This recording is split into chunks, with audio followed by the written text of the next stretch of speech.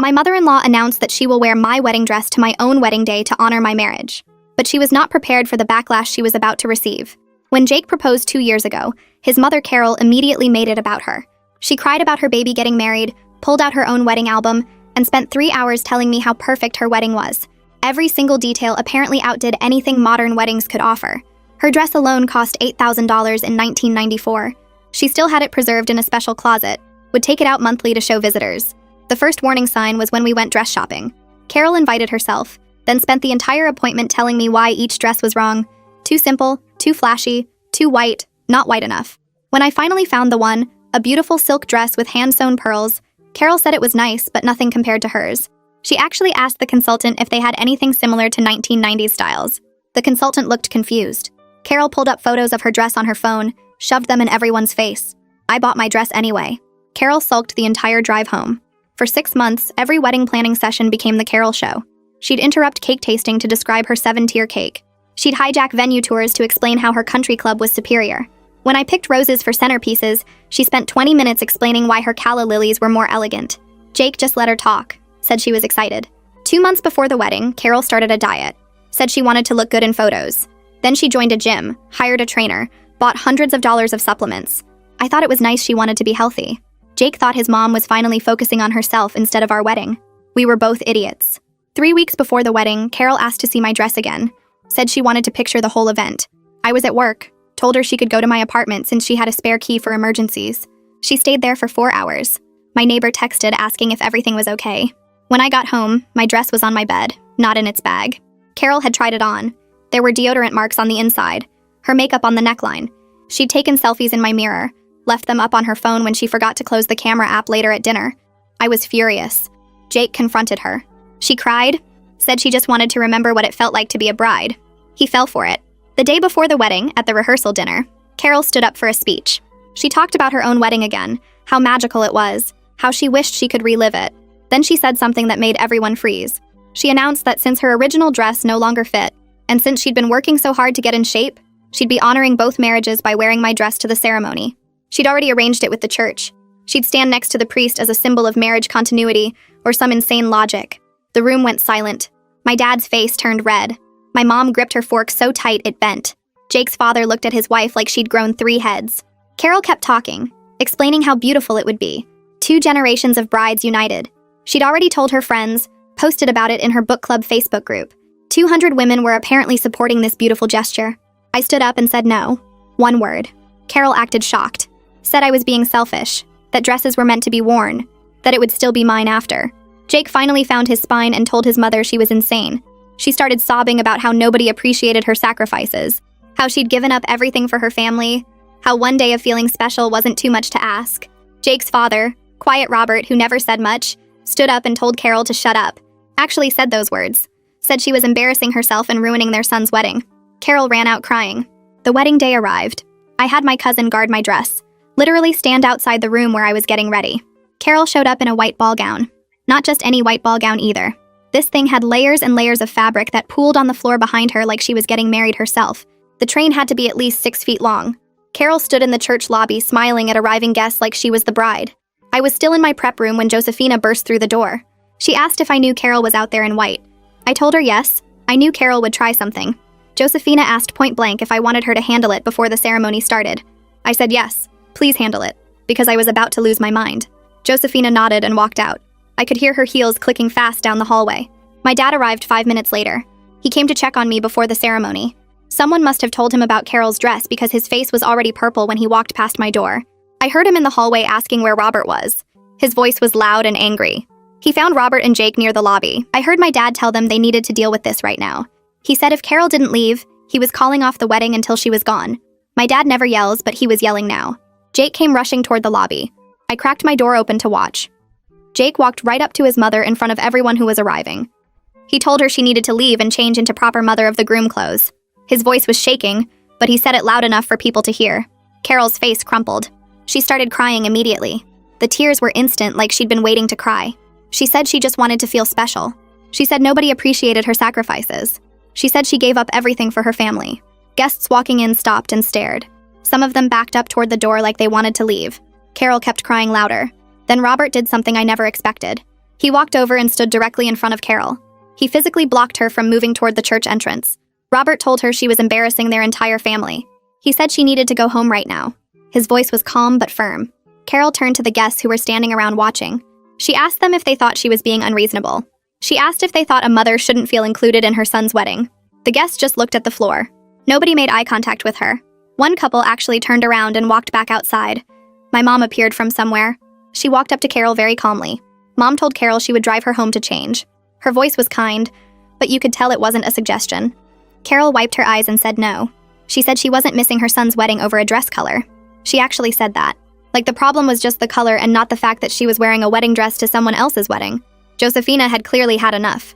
She waved over two ushers who were standing near the entrance. She told them not to let Carol into the ceremony space until she changed clothes. The ushers looked uncomfortable, but they moved to block the doorway. Carol's crying turned into full sobbing. She started yelling that everyone was ganging up on her. She said she was attacked for wanting to celebrate her son. Her voice echoed through the whole lobby. More guests arrived and immediately looked confused. Some of them asked if everything was okay. Nobody knew what to tell them. Then Jake's Aunt Margie showed up. She was late, apparently. Margie walked in, took one look at Carol in the white dress, and her face went hard. She didn't even greet anyone. She just walked straight to Carol and grabbed her arm. Margie pulled Carol toward a side room off the lobby. Carol was still crying and protesting. Margie shut the door behind them. We could hear them through the door. Margie's voice was loud and angry. She told Carol she was acting exactly like their mother did. She said Carol was ruining another family event just like their mother ruined Margie's wedding 30 years ago. Carol tried to talk, but Margie kept going. She said Carol needed to grow up and stop making everything about herself. The conversation got more heated. Carol was crying and Margie was not backing down. This went on for 15 minutes. Guests were standing in the lobby pretending not to listen, but everyone was listening. Finally, the door opened. Margie walked out first. Her face was red, but she looked satisfied. She announced to everyone standing there that Carol would be leaving to change. She said if Carol wasn't back in appropriate clothes within an hour, the wedding would proceed without her. Carol came out behind Margie. Her makeup was running down her face. She was still crying, but quietly now. She didn't look at anyone. She walked toward the exit with her head down. The massive train of her dress dragged behind her on the floor. Robert followed her out to make sure she actually left. I watched from my cracked door as Carol disappeared outside. I was shaking so hard I had to sit down. Sybil was still standing guard outside my room. She came in and asked if I was okay. My bridesmaids crowded around trying to calm me down. They kept saying everything would be fine now. But I wasn't fine. My wedding day was starting with family drama instead of joy. I was supposed to be happy and excited. Instead, I was angry and stressed. Carol was still managing to make this entire day about her even after leaving. One of my bridesmaids brought me water. Another one fixed my makeup where I'd started crying. They were all talking at once, trying to distract me. Then I heard a knock on my door. It was Jake. He said my name through the door. He said he was so sorry. He said he should have shut this down months ago when Carol first started acting crazy. He said he was sorry his mother was ruining our day. His voice sounded broken. I walked to the door but didn't open it. Bad luck to see the groom before the wedding, and we'd had enough bad luck already. I told him through the door that I loved him. I told him this wasn't his fault. But then I told him something else.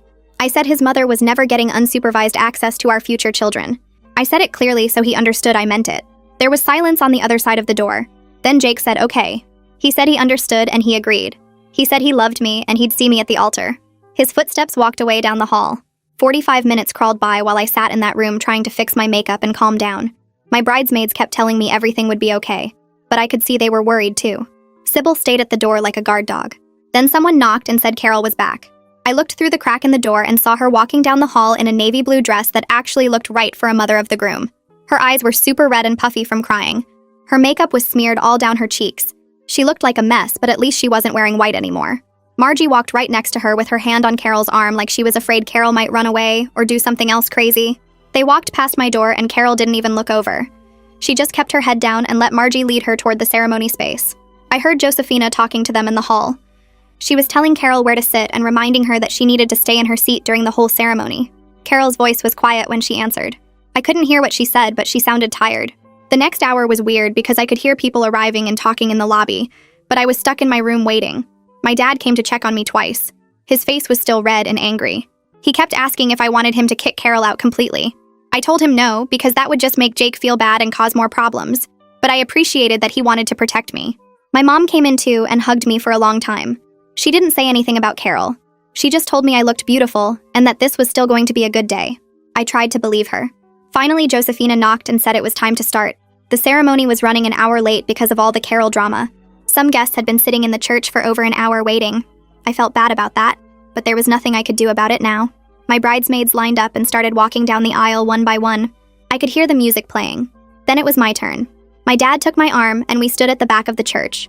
I could see all the guests turning around to look at me. I could see Jake standing at the front next to the minister. And I could see Carol sitting in the front row in her navy dress with Margie right next to her. My dad squeezed my arm and we started walking. He was still tense. I could feel how mad he was through his arm. But he smiled at me and whispered that he loved me. We walked down that long aisle and I tried to focus on Jake. When Jake saw me, his eyes filled up with tears. His whole face changed. He looked so happy and relieved. For just a minute, I forgot about all the drama and just felt excited to marry him. All the stress from Carol's white dress and the fighting and the delays just faded away. It was just me and Jake, and this moment we'd been planning for 2 years. My dad gave me a kiss on the cheek and put my hand in Jake's hand. Then he went to sit down next to my mom. The minister started talking about marriage and love and commitment. I tried to pay attention, but then I heard this loud sniffle from the front row. It was Carol. She was crying really loud. Not quiet crying. Loud sobbing sounds that everyone could hear. Several guests turned around to look at her instead of watching us. That's exactly what she wanted. She wanted everyone looking at her and feeling sorry for her. Margie leaned over and whispered something to Carol, but Carol just kept crying. The minister kept talking, but people were distracted now. I saw some guests whispering to each other and glancing at Carol. Jake squeezed my hand and I could tell he was embarrassed. We got through our vows even though Carol sniffled and sobbed through the whole thing.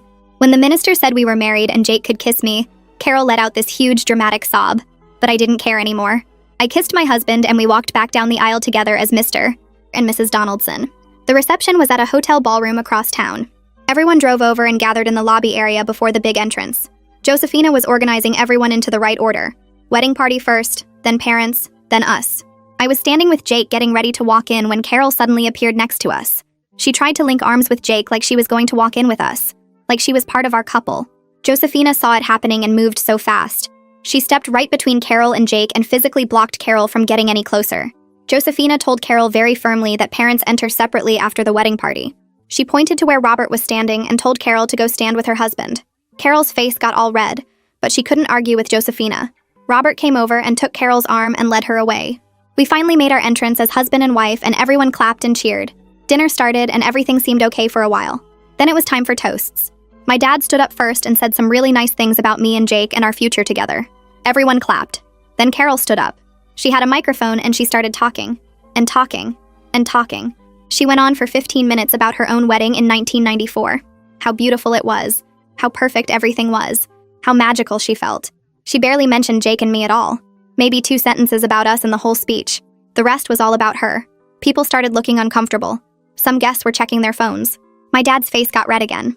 Then right in the middle of one of Carol's sentences about her 7-layer cake, my dad stood up. He didn't wait for her to finish. He just stood up and said he wanted to propose another toast. He raised his glass and started talking about Jake and me and how proud he was. Carol stopped talking and sat down. She looked shocked that someone interrupted her, but everyone else looked relieved. They all raised their glasses and cheered for my dad's toast. After dinner, the DJ announced it was time for our first dance as husband and wife. Jake stood up and reached for my hand. But before we could get to the dance floor, Carol grabbed Jake's other arm. She tried to pull him toward the floor like they were going to dance. She said something about the mother-son dance.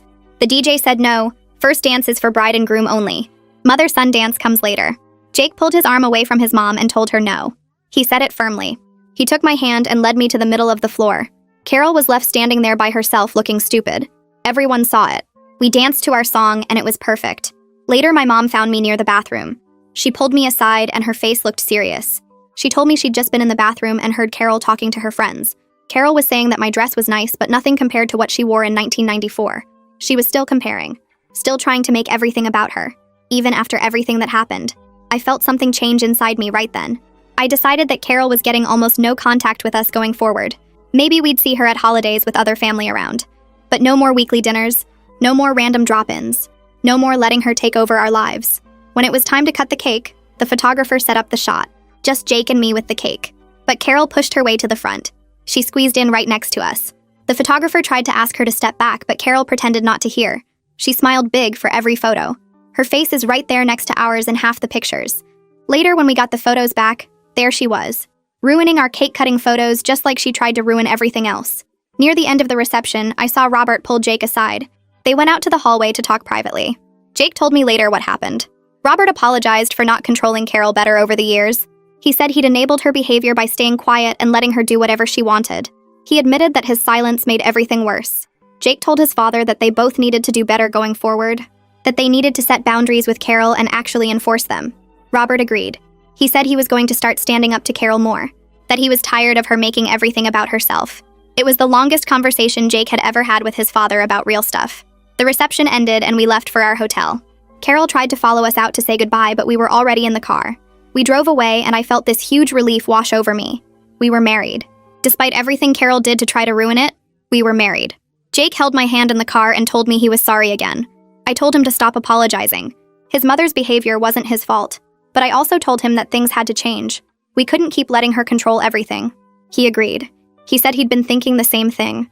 We checked into our hotel suite and finally we were alone. Just us. No Carol, no drama, just me and my husband starting our life together. I barely had time to catch my breath before Margie found me near the gift table. She pulled me aside and her face looked serious. She told me we needed to talk about Carol.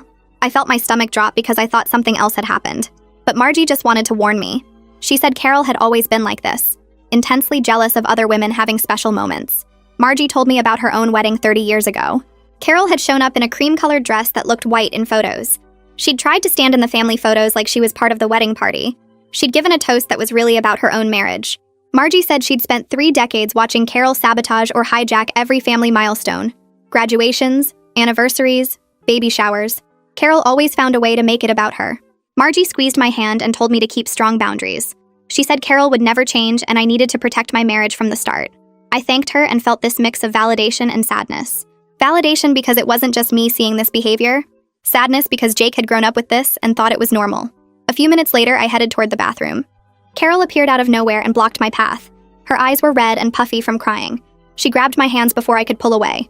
She started apologizing in this tearful voice.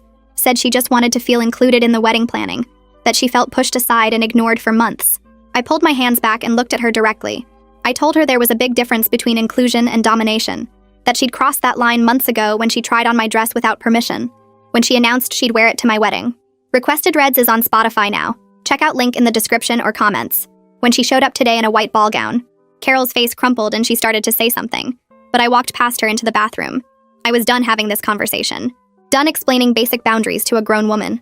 When I came back out, Jake's college friends were standing near the bar. I could hear them laughing and making jokes. One of them said something about the white dress attempt. Another one made a comment about mother of the groom gone wild. They were loud enough that other guests could hear. I saw Carol standing about 20 feet away. Her face went red and tears started rolling down her cheeks again.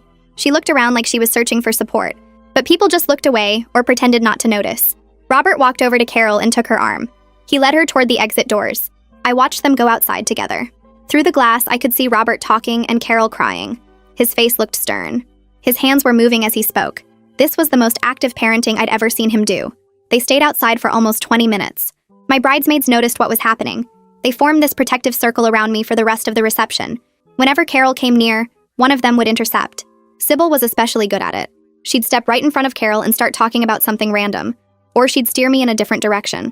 She told me later that she'd been waiting months to play bouncer, that watching Carol try on my dress without permission had made her furious. The photographer started setting up for the bouquet toss. All the single women gathered on the dance floor, but Carol pushed her way into the group. She was married, had been married for 30 years, but there she was, shoving between 20-year-olds trying to catch the bouquet. My maid of honor saw what was happening. When I threw the bouquet, she lunged forward and batted it hard to the left, away from where Carol was standing. A teenage cousin caught it instead. Carol's face showed she knew exactly what had happened. The photographer pulled me aside while people were dancing. He spoke quietly and looked uncomfortable. He said he'd noticed Carol inserting herself into a lot of photos, pushing into shots that should just be me and Jake. He offered to Photoshop her out of the pictures where she didn't belong. I was so tempted to say yes, to erase her from our wedding photos completely, but I told him no. I wanted to keep the pictures as they were, as evidence of what we'd dealt with, as a reminder of why we needed strong boundaries going forward. As the reception started winding down, Carol made one last attempt at attention. She walked up to the DJ booth and tried to request the microphone. She wanted to give another speech about marriage advice. The DJ looked at me and I shook my head. He pretended not to hear Carol's request. He started playing our exit song instead. Carol stood there looking confused and hurt, but the song was playing and everyone was cheering. Jake and I grabbed our things and headed for the door. I'd checked earlier and Carol was in the bathroom. We deliberately left while she was gone. No goodbye scene, No final hug. No last-minute drama. We just slipped out and got in the car. My phone buzzed 20 minutes later. A text from Margie saying Carol came out of the bathroom and cried about being excluded from our departure. I turned my phone off. We got to the honeymoon suite and finally locked the door. Just us. No family. No Carol. Jake sat on the bed and put his head in his hands. I sat next to him and we had the most serious conversation of our relationship. I told him we needed real boundaries with his mother going forward. Not suggestions, not requests. Actual enforced boundaries. He agreed immediately. Said he'd been thinking the same thing all day. I told him I wanted him to go to therapy, to learn how to handle his mother's manipulation, to protect our marriage from her constant interference. He pulled out his phone right then and started searching for therapists. He said he'd make an appointment as soon as we got back from the honeymoon. We talked for 2 hours about what boundaries looked like. Limited phone calls, no unannounced visits, no involvement in our major decisions, consequences when she crossed lines. Jake agreed to all of it, said he should have done this years ago. We finally went to sleep around 2 in the morning, exhausted but relieved to have a plan. The next morning, I woke up first. Jake's phone was on the nightstand and I could see the screen lighting up over and over. 17 text messages from Carol. I woke Jake up and showed him. He read through them with this tired expression. They were all variations of the same thing. Why did we leave without saying goodbye? How hurt she felt. How she'd just wanted to be part of our special day. How we were being cruel and unfair. Jake turned off his phone completely. He looked at me and said we were starting our honeymoon right now. No more Carol, no more drama. Just us focusing on our marriage. We ordered room service for breakfast and didn't turn our phones back on for 3 days. On day 4 of the honeymoon, we turned our phones back on. Mine buzzed non-stop for 5 minutes straight. Jake's did the same thing. We looked at each other and knew it was Carol before we even checked.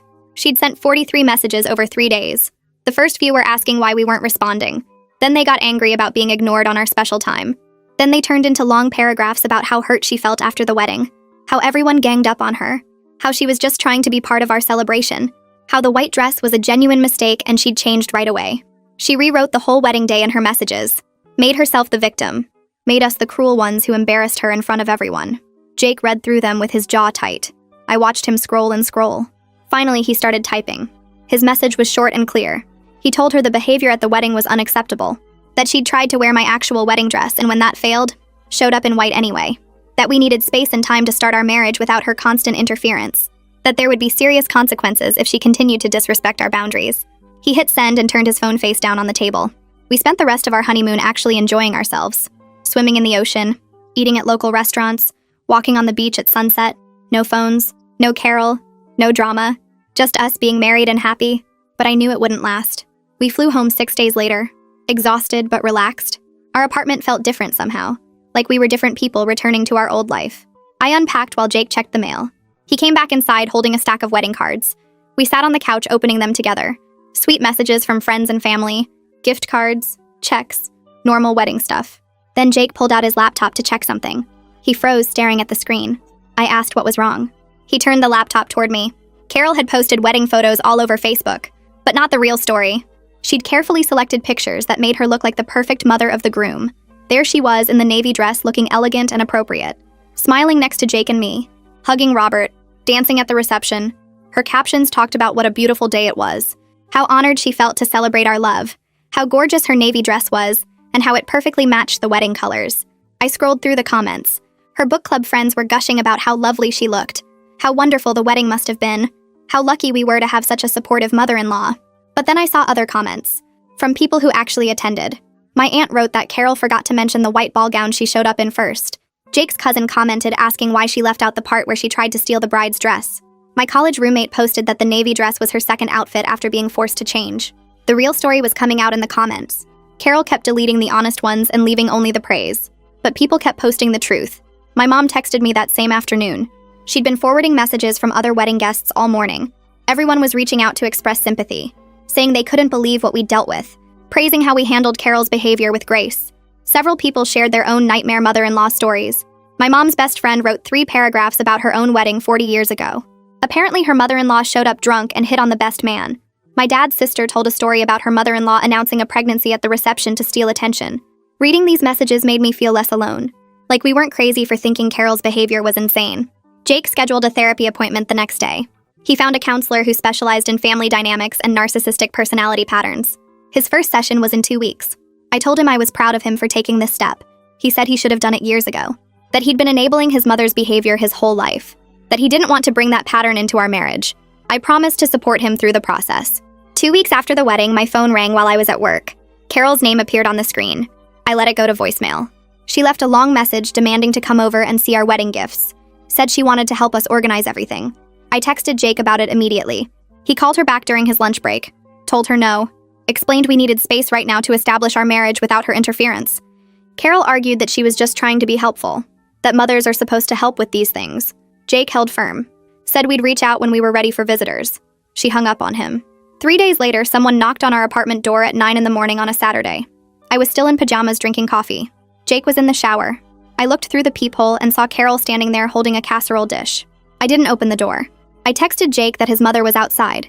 He came out dripping wet with a towel wrapped around his waist, walked right to the door and opened it partway. Carol started talking immediately about how she was just in the neighborhood, thought she'd drop off some food, maybe come in for a quick visit. Jake blocked the doorway with his body, told her she needed to respect our boundaries and call before visiting. That showing up unannounced wasn't acceptable anymore. Carol's face crumpled like she might cry. She pushed the casserole dish toward him. Jake took it but didn't invite her in. Told her we'd talk to her soon and closed the door. I heard her standing outside for a full minute before she finally left.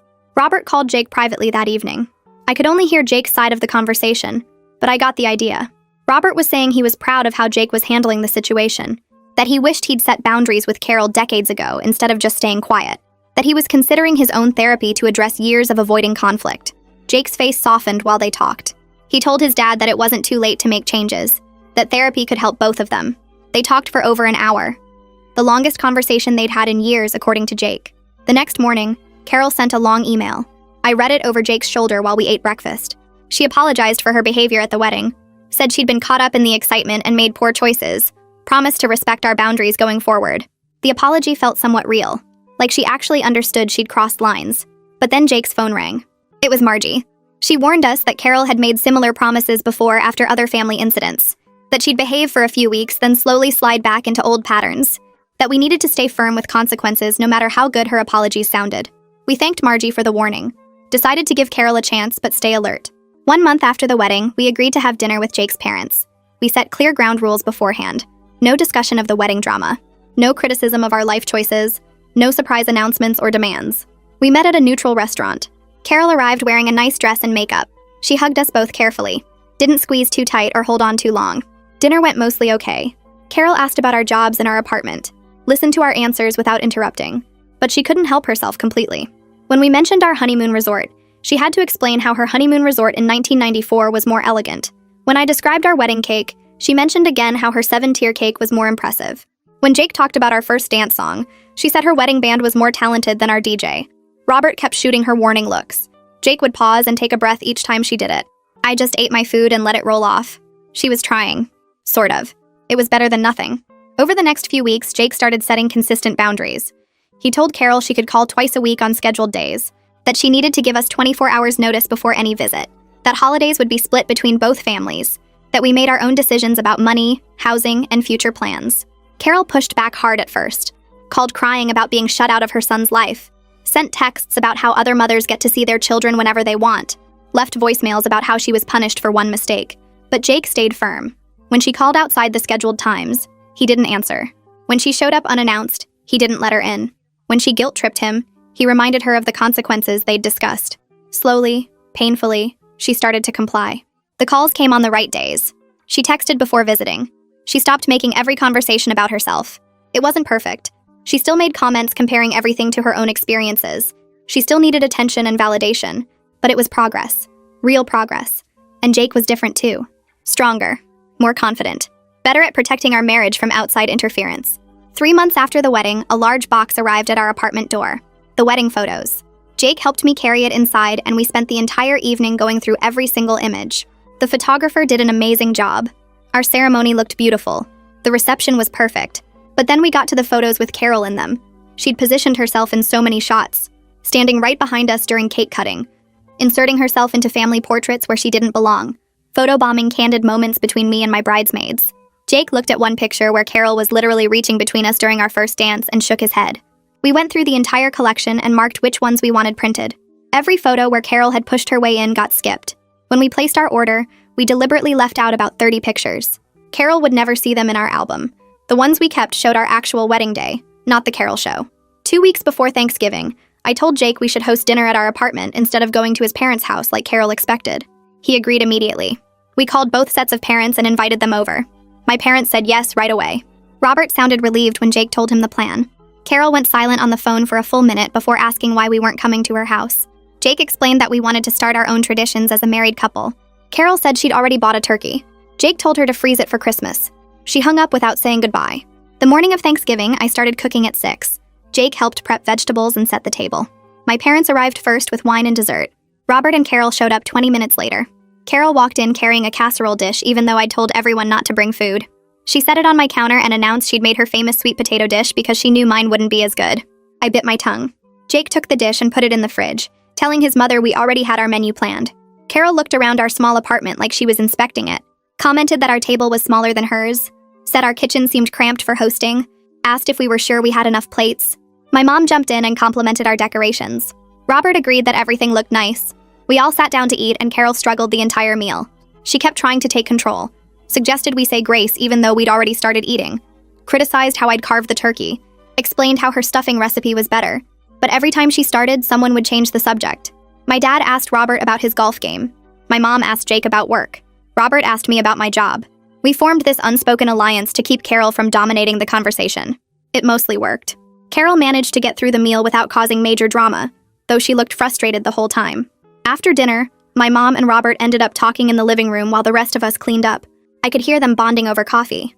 My mom was sharing stories about dealing with difficult relatives. Robert was opening up about years of avoiding conflict with Carol. They laughed about something, found common ground in their shared experiences managing challenging family dynamics. It was unexpected but nice to see. They exchanged phone numbers before leaving, said they should get coffee sometime. Over the next few weeks, Carol actually made an effort to improve. She called on her scheduled days and asked about our lives. Really asked. Listened to Jake talk about a project at work without interrupting. Asked me how my job was going and waited for my full answer. Mentioned a book she'd read instead of talking about her own wedding for the 100th time. The change was small, tiny, but it was there. She still made comments sometimes, still needed attention, but she was trying. Christmas dinner went better than Thanksgiving. Carol only compared things to her own experiences twice instead of constantly. She complimented my cooking without adding a criticism. She asked my mom for her recipe instead of insisting her own was superior. Real progress. In January, Jake completed his 6th month of therapy. He came home from his session looking lighter, more confident. He told me his therapist said he'd made major improvements in recognizing manipulation patterns, that he was much better at setting boundaries. I'd seen the changes myself. When Carol called outside scheduled times, he didn't answer. When she tried guilt trips, he shut them down immediately. When she pushed for more access to our lives, he reminded her of our rules. Our marriage was stronger because he'd learned to prioritize us over his mother's demands. He wasn't enabling her narcissism anymore. In February, we started looking at houses online. We'd saved enough for a down payment and wanted more space. The second Carol found out, she called with a list of neighborhoods we should consider. She knew a realtor we should use. She had opinions about square footage and school districts even though we didn't have kids. Jake cut her off mid-sentence. Told her firmly that we'd handle the house search ourselves and share updates when we were ready. Carol sputtered about just trying to help. Jake said we didn't need her help with this decision. She went quiet, said okay, in a small voice, actually backed off. 3 weeks later, we found our perfect house. A small 2-bedroom with a fenced yard and updated kitchen. We made an offer and it got accepted. Instead of calling Carol first or separately, we invited both sets of parents to dinner at the same time. Told them together about the house. Showed them photos on my laptop. Carol's face fell when she realized she wasn't getting special treatment or advance notice. But she recovered quickly. Said congratulations. Told us the house looked lovely. Asked appropriate questions about closing dates and moving plans. My mom hugged us. My dad shook Jake's hand. Robert looked proud. Carol looked disappointed but behaved appropriately. No drama. No making it about herself. Just normal parent reactions. We closed on the house in April and spent 2 months fixing it up before moving in. Painted walls, refinished floors, updated light fixtures, made it ours. In June, 6 months after our wedding, we threw a housewarming party. Invited both families and close friends. Carol showed up in a nice dress with a plant as a gift. She walked through our house and actually complimented my decorating choices. Said she loved the paint colors I'd picked. Told me the furniture arrangement worked well. Didn't compare anything to her own home. Not once. Margie pulled me aside in the kitchen and whispered that this was real progress. That Carol was genuinely trying to change her behavior. That the boundaries we'd set were working. I watched Carol chatting with my mom in the living room, laughing at something, being normal, It felt surreal after everything that had happened, but it was real. A year after our wedding, Jake and I sat on our back porch looking at the yard we'd planted together. We talked about how crazy the wedding drama had been, how Carol's behavior had forced us to establish boundaries right from the start of our marriage, how that early conflict had actually made us stronger as a couple. Carol was far from perfect. She still needed attention sometimes, still made everything about herself occasionally, but she was learning to respect our independence, learning that we were a team and she couldn't control us. The therapy had helped Jake recognize her patterns. The consequences had taught her we were serious about boundaries. Our relationship with her was healthier now because we'd stood firm. We were genuinely happy in our new home, had clear rules with both families. Jake's relationship with his mother was better now that he wasn't enabling her narcissism. Our marriage was strong. We'd handled the wedding disaster and come out stronger. We were ready for whatever challenges came next, knowing we could handle them together. That's how it went for me. But what about you? Drop your thoughts in the comments. I'll be checking through them later.